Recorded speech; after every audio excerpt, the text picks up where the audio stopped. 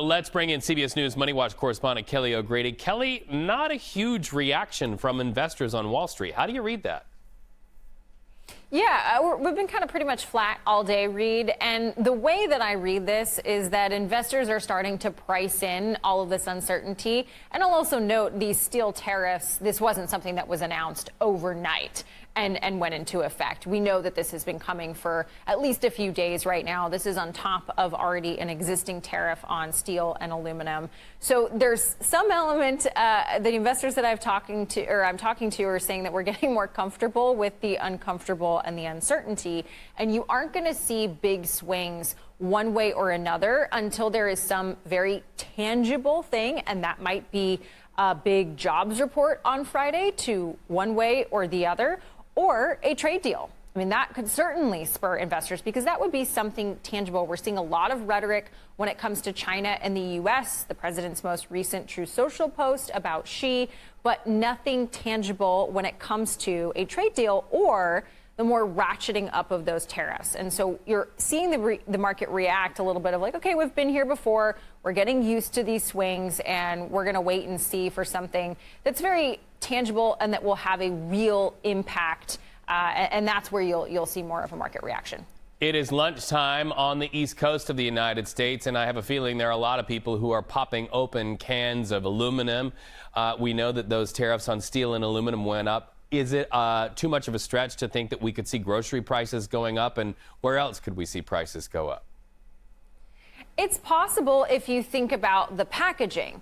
Now, is this going to increase the prices significantly? Likely not. You know, maybe a few cents here and there in terms of how much actual steel is used in something like that.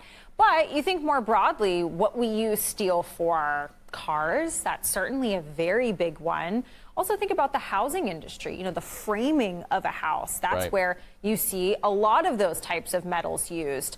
And then also baby products. My good colleague Jolene Kent has a story tonight about how there's a very popular baby brand that uses steel a lot in their flatware, in spoons. And that's something that they could see go up. And then I just broaden out from the consumer perspective, the business perspective, manufacturers, steel. That is a very key raw material for a number of products as well as goods that they're manufacturing. And that's where you see things trickle down to the consumer as well when those prices go up. Right. You think about even the housing sector, you know, the 2x4, the 2x6 that's used to build the house with the tariffs going up on lumber.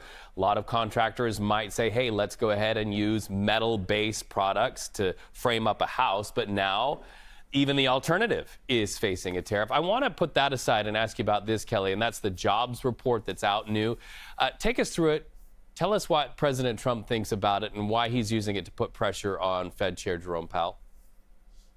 So this is the ADP employment report. It looks at the private sector labor market, and this came in a lot lighter than expected. We were looking for a number added to the private sector of 110,000 in May. We came in at 37,000. Two things I want to highlight from there. The manufacturing sector that we just talked about lost jobs. Steel tariffs, we go back to 2018. The first Trump administration deployed steel and aluminum tariffs. A lot of manufacturers highlighted those raw material costs increasing as a reason for why jobs were not added or lost in that sector.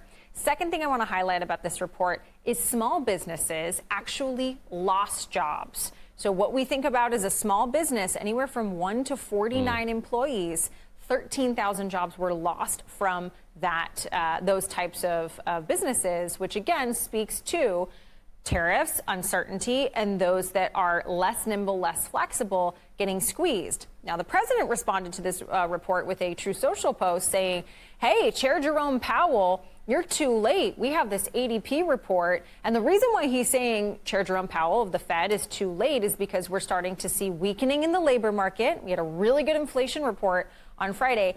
Any other time, you would see the Federal Reserve say, hey, we got to cut.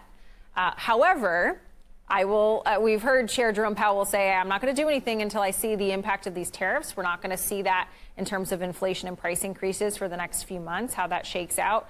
And then also the Fed tends to look at the jobs report that comes out on Friday from the Bureau of Labor Statistics versus this ADP employment report. So I don't want anyone to freak out. This wasn't good news today, but it's really going to be about what happens on Friday that we're looking at, Reed.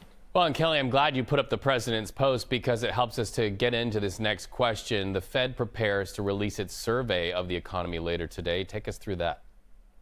It's called the Beige Book. It comes out 8 times a year, and it looks at the 12 different districts that the Federal Reserve has, banks and representatives in, and it uses informal and formal data to look at how we think inflation is going to go, how the labor market is going to go, and all of these different pieces that we'll see get released. It comes out around 3 p.m. Eastern. That's what the Fed uses when they are looking at interest rate cuts or interest rate hikes, any decisions around interest rates. We are going to get another interest rate decision in a couple of weeks from them, mid-June.